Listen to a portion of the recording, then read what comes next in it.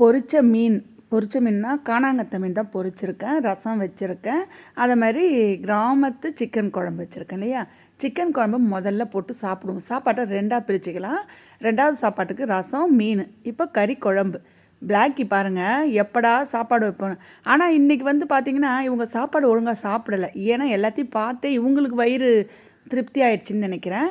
அந்த கறி குழம்பு வந்து பார்த்திங்கன்னா செம்ம காரங்க, சூப்பராக இருந்துச்சு. ஏன்னா மிளகு அரைச்சி ஊற்றிருக்கோம் இல்லையா, அதனால் காரம் வந்து ரொம்ப. சிக்கன் குழம்புக்கு இந்த மசாலா போட்டு போட்டு வச்சு ரொம்ப அழுத்து போச்சு. அதனால் வந்து இன்றைக்கி ஒரு நாளைக்கு மட்டும் இந்த மிளகு அரைச்சி ஊற்றி குழம்பு வைக்கலான்னு.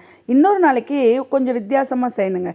அப்போல்லாம் வந்து பச்சை மிளகாய் அரைச்சி ஊற்றுவோம் நாங்கள். வெறும் மிளகாத்தூள் இந்த குழம்பு தூள்லாம் போடவே மாட்டோம். மட்டன் குழம்புக்கே தீபாவளி பொங்கல் கறி எடுப்பாங்க இல்லையா, அப்போ வந்து அந்த கசகசா, தேங்காய், பச்சை மிளகாய், இஞ்சி, பூண்டு, மிளகு, சீரகம் இது மட்டும்தான் அரைச்சி ஊற்றுவாங்க. நல்லாயிருக்கும் அந்த மட்டன் குழம்புக்கு. அது ஒரு நாளைக்கு பண்ணணும்.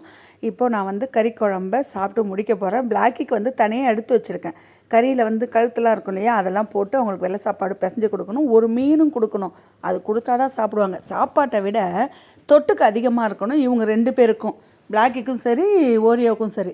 தொட்டுக்கு நிறையா இருந்தால் தான் வந்து அவங்க சாப்பிடுவாங்க. சாப்பாடு ரொம்ப கம்மியாக இருக்கணும். மீன், கறிலாம் நிறையா இருக்கணும் பிசைஞ்சு கொடுக்கறதுலையே. ஏண்டி பட்டு ஏன் வேணாம்மா, கறி வேணுமா?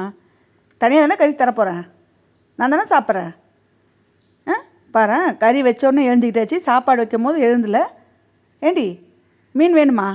இன்றைக்கி காணாங்கத்த மீன் ரொம்ப நாளாக வேணும்னு நினச்சிட்டு இருந்தேன். கடைசியாக பார்த்திங்கன்னா இன்றைக்கி தான் கிடச்சிது. அதுவும் சின்ன காணாங்கத்தை தான். நல்லா இருந்துச்சு, ரொம்ப டேஸ்ட்டாக இருந்துச்சு. ஏன்னா சிலது வந்து ஒரு மாதிரி ரஃப்பாக இருக்கும், இது வந்து சாஃப்டாக இருந்துச்சு.